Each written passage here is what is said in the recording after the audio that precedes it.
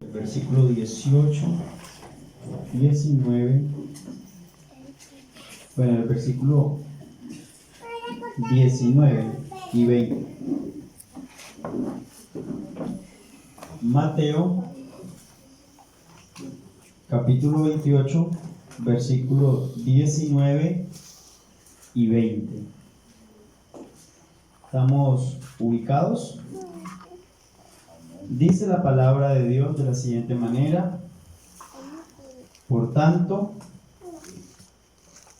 id y haced discípulos a todas las naciones, bautizándolos en el nombre del Padre, y del Hijo, y del Espíritu Santo, enseñándoles que guarden todas las cosas que os he mandado, y he aquí yo estoy con vosotros todos los días hasta el fin del mundo. Amén. Bueno, vamos a tener palabras de oración. Que Dios nos ayude, que Dios nos guíe, nos capacite, nos hable, porque realmente es lo que necesitamos.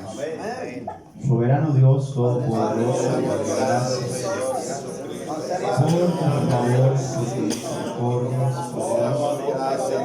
fiel y verdadero eres tú. Te bendigo, oh Dios eterno. Te alabo y te exalto, Señor. Señor, te ruego, Dios mío, de manera especial, que tú seas obrando, Señor, en nuestras vidas. Que con tus palabras, Señor, nos alcances, oh Dios mío, nos abras el entendimiento y nos des comprensión, Señor, de tus verdades. En el nombre de Jesucristo de Nazaret. Amén y amén. Bueno, tengan la bondad y están cómodos. Gracias a Dios nuevamente. Saludo a los hermanos dueños de casa. No la veo. La bendiga, hermano. La abuelita también, Dios le bendiga. Eso, ya. Bueno, hermano, vamos a meditar un momento en la palabra de nuestro Dios. Vamos a meditar en este mandato de parte de Dios. La predicación del Evangelio es un mandato de Dios, hermanos, al cual no nos podemos negar. Todo mundo está obligado, desde que acepta al Señor, a testificar de Él. Y ese testimonio se le debe de dar a todas las personas, a los más cercanos y a los más lejanos, entendiéndose por los más cercanos el núcleo familiar. Allí la esposa, los hijos, luego los que están en un segundo círculo, que podrían llegar a ser los padres, los abuelitos, y de ahí vamos extendiéndonos a los amigos, a los vecinos y a las demás personas. Este es un mandato que tenemos de parte de nuestro Dios, y es un mandato que es imperativo. Los mandatos imperativos son los mandatos que se dan de parte de una autoridad suprema y que no tiene reversa. Jesús es una autoridad suprema, y las autoridades supremas dan órdenes para que los que están sujetos las cumplan y las obedezcan. Entonces, cuando el Señor da esta orden, por tanto, y está hablando en un imperativo. La palabra imperativo significa que viene de emperador. Los emperadores dan órdenes y los súbditos las cumplen. Nosotros somos los súbditos del reino de Dios y tenemos que cumplir la autoridad de nuestro Dios. Entonces, id y haced discípulos.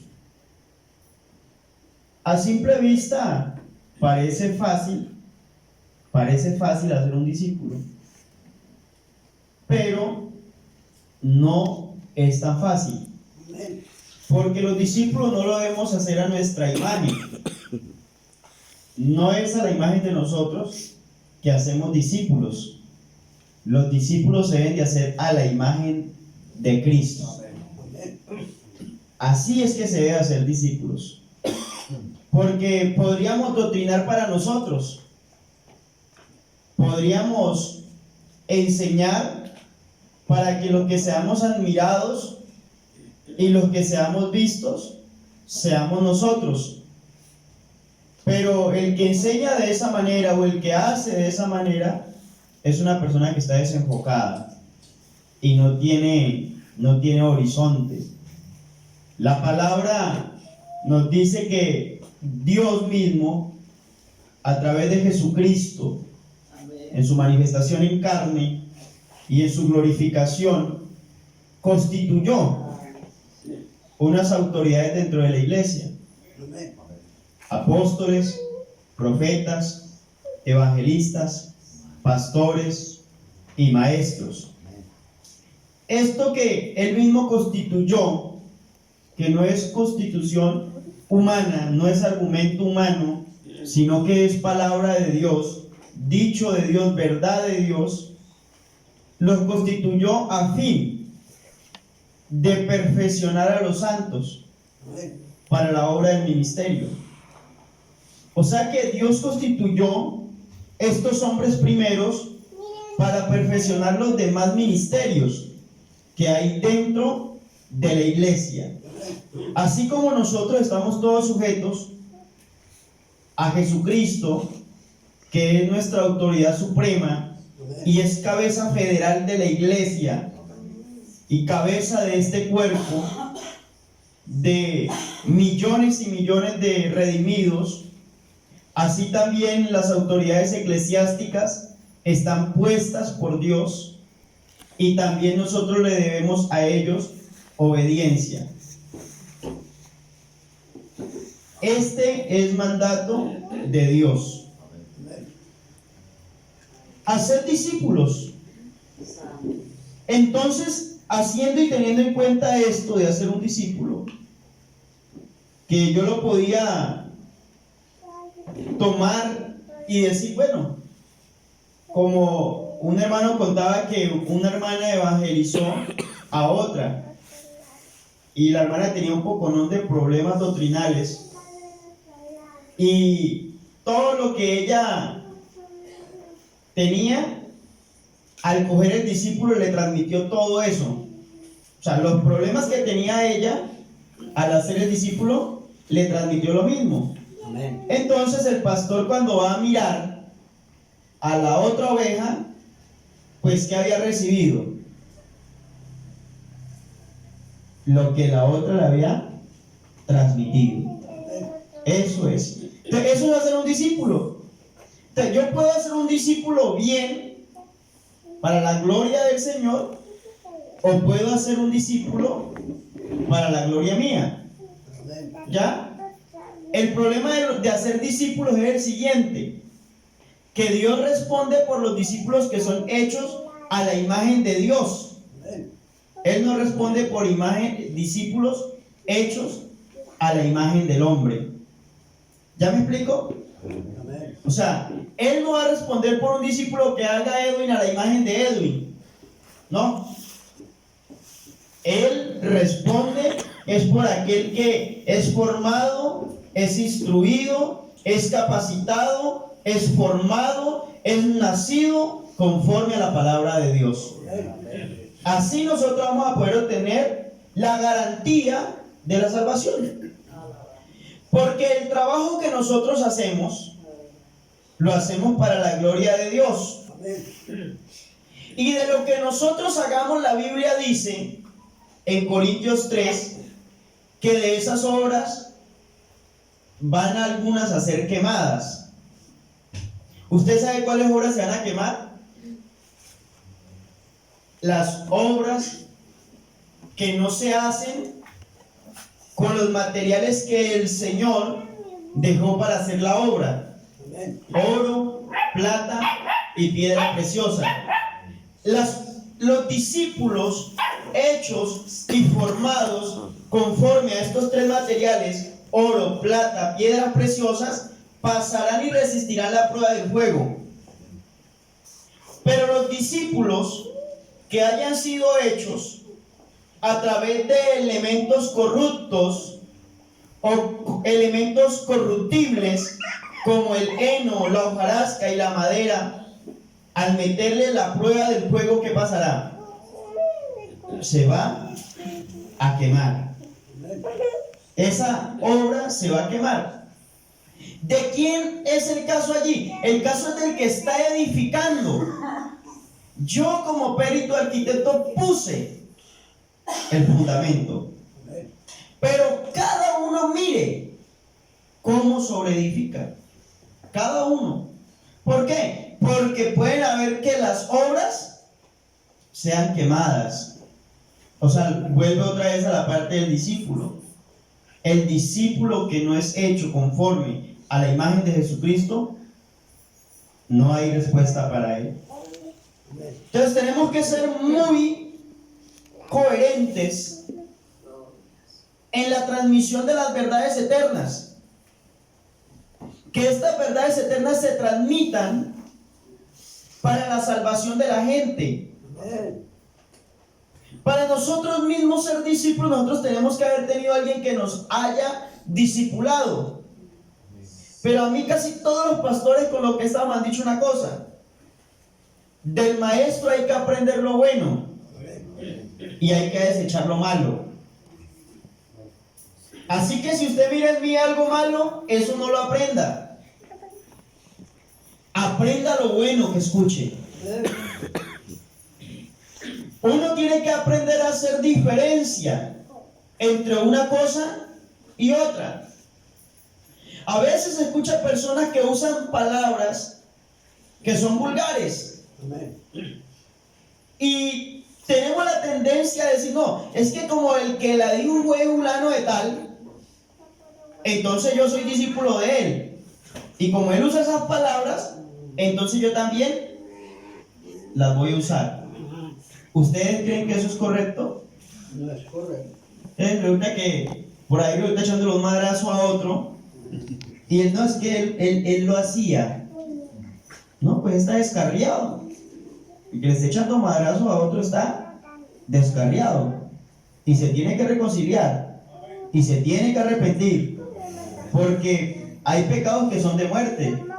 Y la Biblia dice que el que no ama a su hermano es homicida. Esas son cosas que son de mucho cuidado. Porque estamos hablando de hacer discípulos. Porque ese es el mandato y esa es la orden de nuestro Señor Jesucristo. Esos discípulos, el Señor les da una orientación y les da un enfoque muy amplio. Nosotros no podemos cerrarnos y pensar que es en un determinado sector o en un determinado... No. El enfoque del Señor es internacional. O sea, yo puedo hacer discípulos en cualquier parte del mundo para la gloria de Dios. Yo puedo llevar el mensaje al que está más lejos como el que está más cerca.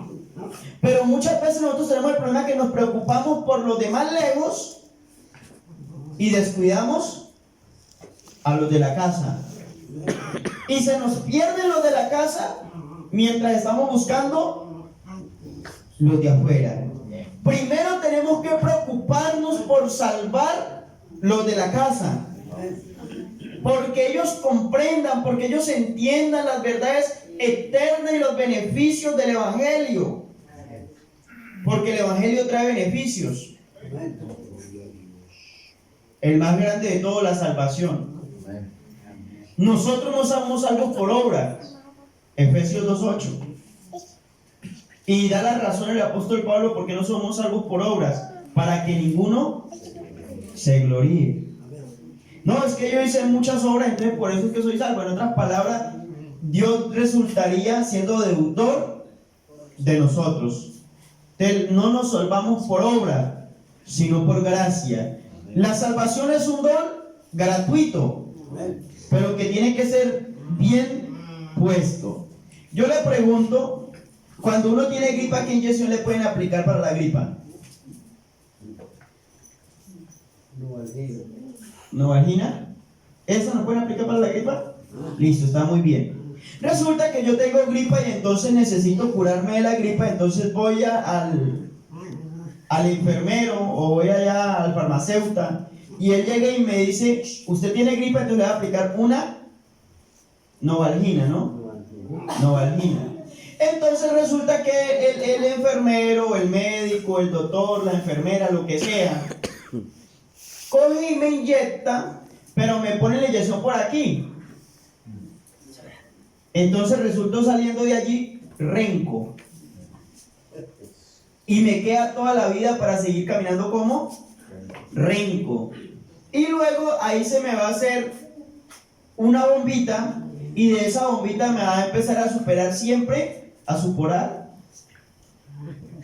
materia. ¿Por qué? Porque la Novalgina sí sirve para quitar la gripa, pero el que la puso tenía un problema, no sabía. Eso pasa con la doctrina. Si uno no inyecta la doctrina de la manera correcta, entonces el daño puede ser gravísimo. Casi que el daño es irreversible. Mire usted cuánta gente se está yendo y se está perdiendo. ¿Por qué? Porque no han entendido bien la doctrina. ¿Usted cree, hermanos? Y les pregunto a ustedes que están aquí. Aquí dice, a todas las naciones bautizándolos. La palabra bautizándolos significa hundiéndolos, inmergiéndolos, sumergiéndolos. ¿Sí? Dice bautizándolos, o sea, dándole inmersión, en el nombre del Padre, del Hijo y del Espíritu Santo. Las personas que repiten la fórmula, el maestro que doctrina diciendo que tiene que ser sumergido invocándole en el nombre del Padre, del Hijo y del Espíritu Santo, y estamos hablando de la salvación, ¿ustedes creen que tienen nombre para ser salvos? No lo es. Pero ellos han tomado la decisión de dejarse bautizar. ¿De quién es el problema allí? El problema es del maestro. ¿Sí? Y entonces a la gente se le ha enseñado tanto, a veces a mirar al hombre, que se olvida que lo más importante es la palabra de nuestro Dios. Es la verdad de Dios la que es importante, y es la que nosotros debemos preocuparnos por conocer. El Señor nunca mandó a repetir Padre, Hijo y Espíritu Santo. Él dijo bautizándolos en el nombre, o sea, dándoles inmersión en el nombre. Ese nombre corresponde al Padre, al Creador de todas las cosas. Juan 1:1, que dice: en el principio era el Verbo, y el Verbo era con Dios, y el Verbo era Dios. Y el versículo 2, que dice: y todas las cosas por Él fueron hechas, y sin Él nada de lo que ha sido hecho fue hecho. Entonces, primero es que tenemos que ese nombre corresponde al Padre, al Creador de todas las cosas. Luego entonces dice del Hijo, el nombre que corresponde al Redentor. Porque el Redentor, el Salvador del mundo, es Jesucristo. Y Jesucristo es el que nació de la Virgen María. Es el Redentor del mundo. Y del Espíritu Santo, que es el mismo Padre que se manifestó en carne como Hijo y que resucitó al tercer día de los muertos y fue glorificado. Y en su glorificación el Espíritu Santo se derrama sobre toda la iglesia, sobre todos los que son bien discipulados para salvación y santificación. Porque el Espíritu Santo es para santificar la vida del ser humano. Cuando una persona dice yo soy lleno del Espíritu Santo, pero es mentiroso, dudo que esté lleno del Espíritu Santo. ¿O ustedes qué dicen? ¿Ustedes no dudan de eso? ¿Usted cree que alguien va a estar lleno del Espíritu Santo y va a ser fornicario? ¿Va a ser mentiroso? ¿Va a ser apóstata de la fe? Jamás. El que es lleno del Espíritu Santo habla la verdad. Y la verdad tiene un nombre. Conoceréis la verdad y la verdad os hará libres. Jesucristo dijo, yo soy el camino, yo soy la verdad y yo soy la vida. Entonces este bautismo tiene, un discipulado correcto es un discipulado que lleva todas estas cosas, lleva todos estos ingredientes. ¿Puedo hacer yo un arroz sin sal? ¿Sí o no? ¿Sí? Bueno, pero lo puedo hacer. Entonces, ¿yo puedo hacer un discípulo sin Jesús? ¿Sí o no? Sí puedo, pero no para salvación. ¿Sí? Porque es que Jesús es la piedra fundamental del ángulo, edificado sobre el fundamento de apóstoles y profetas, siendo la principal piedra del ángulo Jesucristo mismo. Este Jesús es la piedra reprobada por vosotros los edificadores, la cual ha venido a ser cabeza del ángulo. Y en ningún otro hay salvación, porque no hay otro nombre bajo el cielo dado a los hombres en que podamos ser salvos. Pedro les dijo, arrepentíos y bautícese cada uno de vosotros en el nombre de Jesucristo para perdón de los pecados y recibiréis el don del Espíritu Santo. Pedro, hablando aún otra vez, dice, así que arrepentíos y convertíos para que sean borrados vuestros pecados y vengan de la presencia del Señor tiempo de refrigerio. Amén. Puedo hacer un arroz sin sal, ¿cierto? Pero va a quedar simple, va a quedar sin sabor.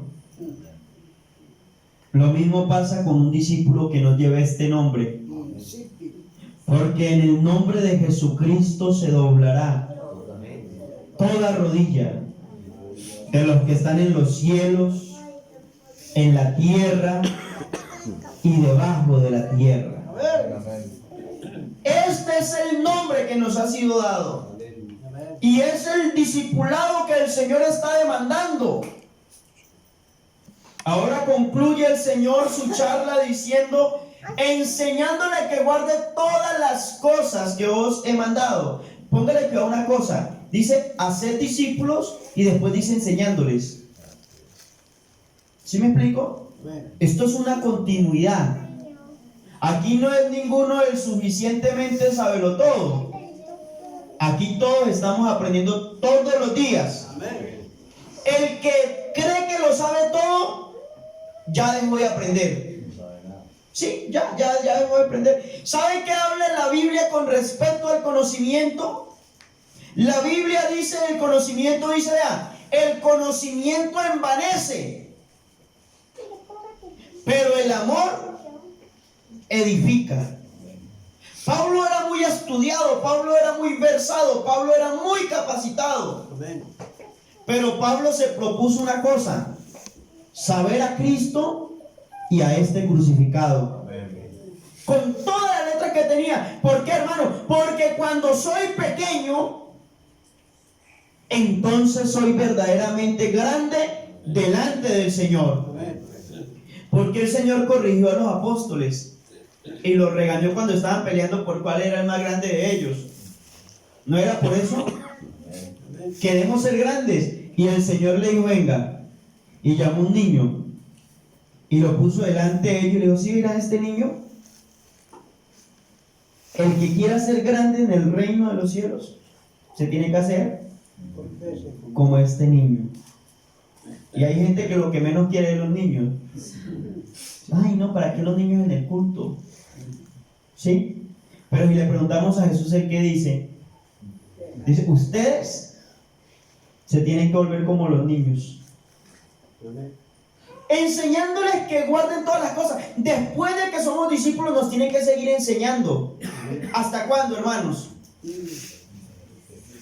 Hasta que Cristo venga. Aquí ninguno es perfecto, hermanos. Créame que no. Créame que ninguno es perfecto aquí todavía. Estamos en el camino de la perfección. Y por eso tenemos nuestras cosas. Pero cuando nosotros estamos en el camino de la perfección, ¿qué quiere decir? ¿Qué quiere decir estar en el camino de la perfección? Se está esforzando. Se está esforzando. ¿Qué más? Estoy aprendiendo. Si yo estoy en el camino de la perfección y me tuerzo y me quieren enderezar, ¿qué cree usted que están haciendo? Eso es estar en el camino de la perfección. Pero si yo me tuerzo y sigo torcido, ¿cómo estoy? Ese es fundamental. Enseñándole que guarden todas las cosas. Y ahí sí dice: vea, si guardan todas las cosas que yo les he enseñado, he aquí yo. No dice nosotros, sino he aquí yo estoy. No estaré, ni estuve, sino estoy con vosotros todos los días. No dice que cuando se arrepintió, ni cuando se bautizó, sino que dice todos los días. ¿Hasta cuándo? Hasta el fin del mundo. Y luego le pone allí un punto y usted dice amén. ¿Usted sabe qué quiere decir eso? Que pone el punto y luego cierra con un amén. Está diciendo: vea, esto es final. Esto es una palabra final. Yo estoy con vosotros hasta el fin del mundo y eso no tiene discusión. Pero para que Él esté con nosotros todos los días hasta el fin del mundo, es necesario que nosotros estemos haciendo lo que Él nos manda hacer. Porque si no hacemos lo que Él nos está mandando a hacer, ni crea que estamos en Él, ni Él está en nosotros. Porque aquí hay una cosa: la iglesia tiene que estar en Jesús y Jesús tiene que estar en la iglesia. ¿Claro o no claro, hermanos? Esta es la ordenanza de Jesús. Ahora, para sellar el mensaje, digo: toda potestad me es dada. Como el Hijo del Hombre, toda potestad la recibió en el cielo y en la tierra. ¿Por qué? Porque el primer hombre fue Adán y le entregó las llaves al diablo. Pero Jesús es el postrer Adán. Él vino y volvió y le quitó las llaves al diablo. Por eso dijo: toda potestad me es dada en los cielos y en la tierra, y vayan y hagan lo que yo digo. O sea, tenemos que hacer lo que Jesús manda que hagamos. Hermanos, no es ni menos ni es más.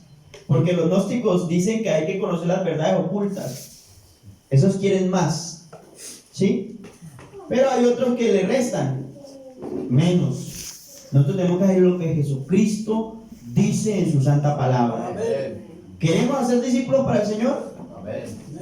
Bien que hagamos discípulos, pero hagámoslo conforme a la voluntad de nuestro Señor, para que no perdamos la obra y de pronto también no perdamos hasta nuestra propia vida. Concluyo diciendo lo que dice Santiago 3.1. ¿Usted sabe qué dice Santiago 3.1? No os hagáis maestros muchos de vosotros, sabiendo que habéis de recibir mayor condenación. ¿Usted sabe por qué dice la palabra eso? Porque es que hacer un discípulo. Ahora, yo créeme, maestro, que lo haga, pero lo haga en el temor a Dios, sin desviarme ni a diestra ni a siniestra, sino que andemos en el hilo que Dios nos dejó. Vamos a orar dando gracias a Dios.